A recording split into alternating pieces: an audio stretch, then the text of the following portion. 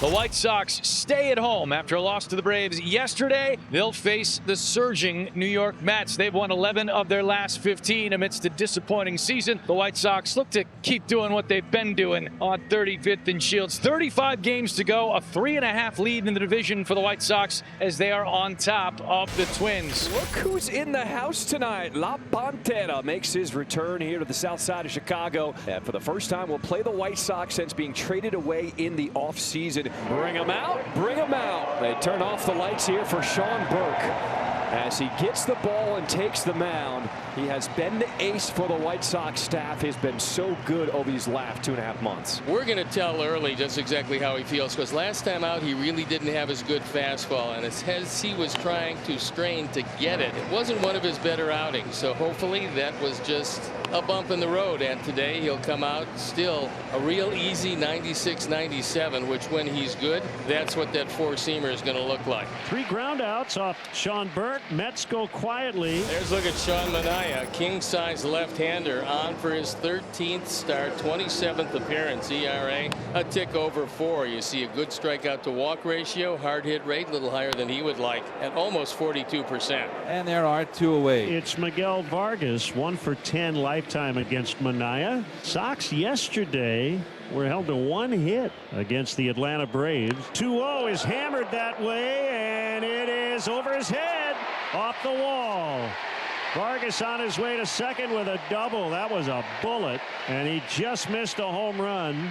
It's a 2-out double. Now you get a guy who specializes in hitting left-handers, but normally it's later in the game. Randall Grichuk getting an opportunity to start against Manaea. Grichuk, his last 13 at-bats against lefties. He's got 7 extra base hits, 6 doubles, and a home run.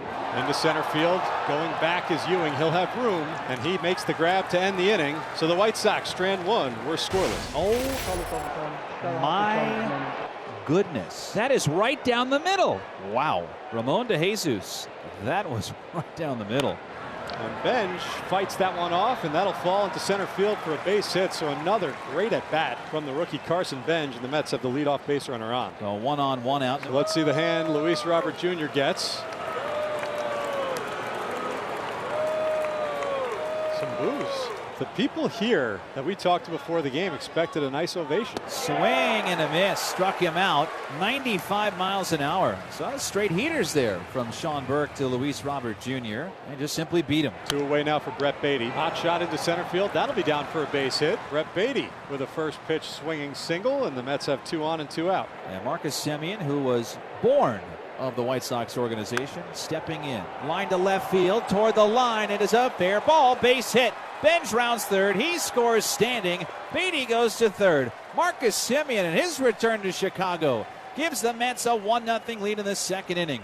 A line drive looper down the left field line. Semien's knocked in his 42nd run, and the Mets here in Chicago take the series first lead. And they force Semien at second base. The White Sox are in the midst of a 16 straight game stretch. They were supposed to be off yesterday, but had a makeup game in the afternoon against the Braves. Now Sean Manaea likes to throw the day before his starts, but he couldn't come out here, right? Could not come out here, right? So what did he do? Well, he went to a local park by the hotel and got his work in. And I had some people, little birdies there, taking some pictures. How about that? Just in a park right by the hotel. 2 outs in the third, top of the order. Here's Chase Mydriff.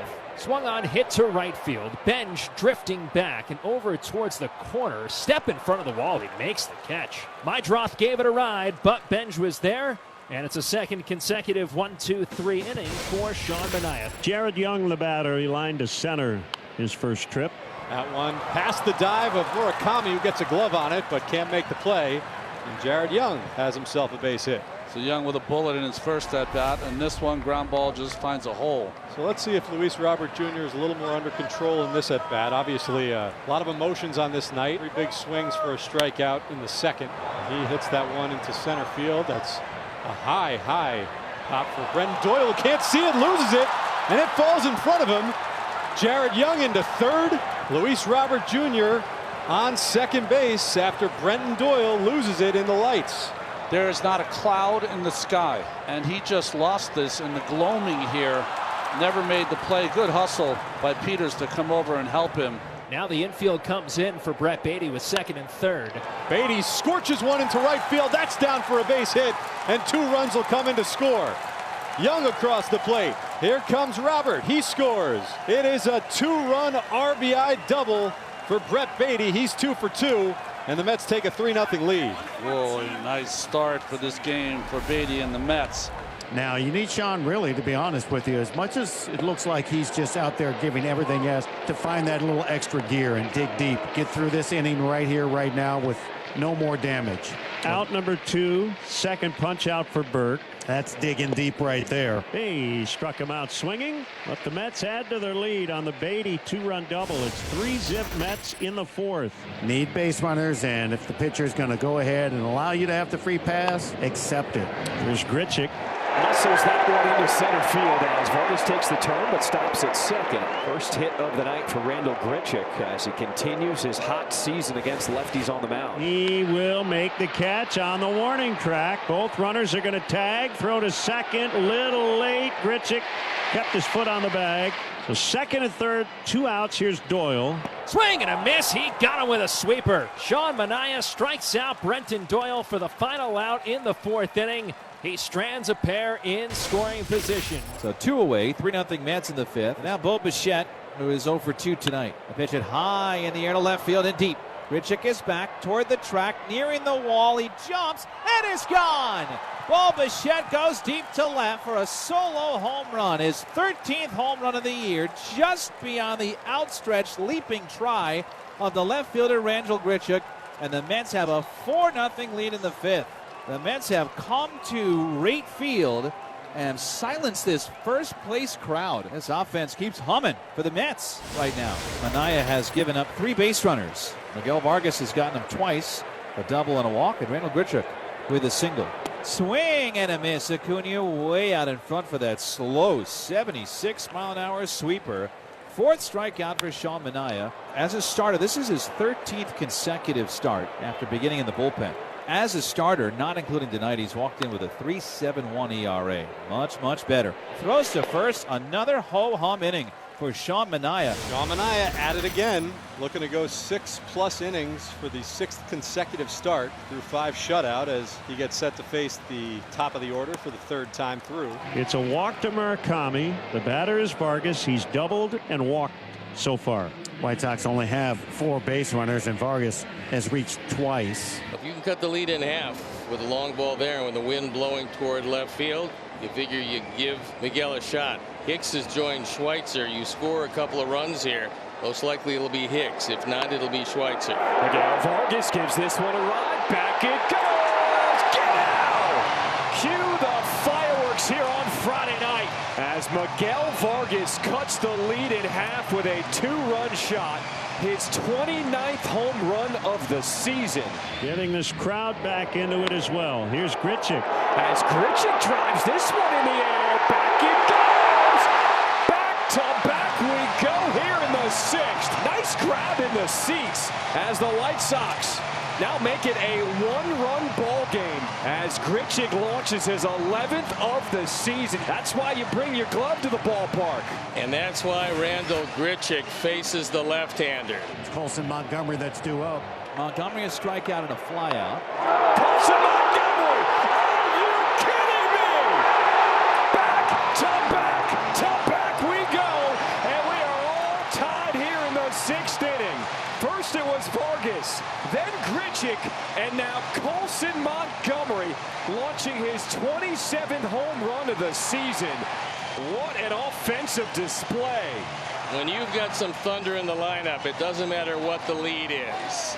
And 3 home runs in a row have made it a brand new game tied at 4.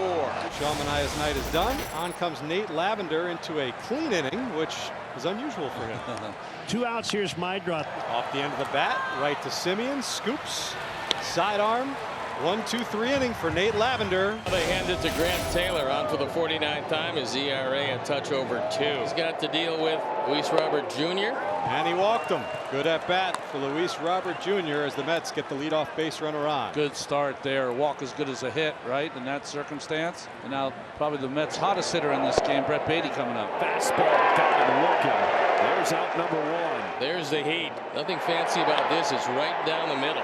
Left side of the infield. And it's going to be Vargas to make the catch. He and Acuna both went after that. And Vargas stepped on Luis Angel as he made the catch. There's the bell. You know what that means. Rise to your feet at right field. 0-2. Yes, sir. We go to the bottom of the ninth. They'll try to walk it off. And the Mets have a new pitcher on the mound. Jeffrey Yan on for the 7th time. His ERA 1.59. Colson Montgomery with a home run tonight. We'll start off this bottom of the 9th inning. Ball 4. The winning run will lead off here and get to first base. Braden will end up at third as Lindor gets Acuna at first. And it's up to Jake Rogers with 2 outs. Well, running at third base puts the pressure on Yan not to clown around out there and make a bad pitch. Here's an interesting opportunity because you got a pitcher who likes to throw a lot of hard breaking balls down. And that puts a tremendous amount of pressure on Alvarez. Winning run is at third. And it's going to come down to Jake Rogers against Jeffrey Yan.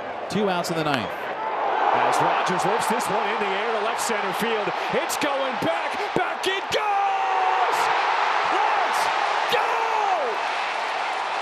Jake Rogers walks it off for the White Sox in his signature moment here in Chicago.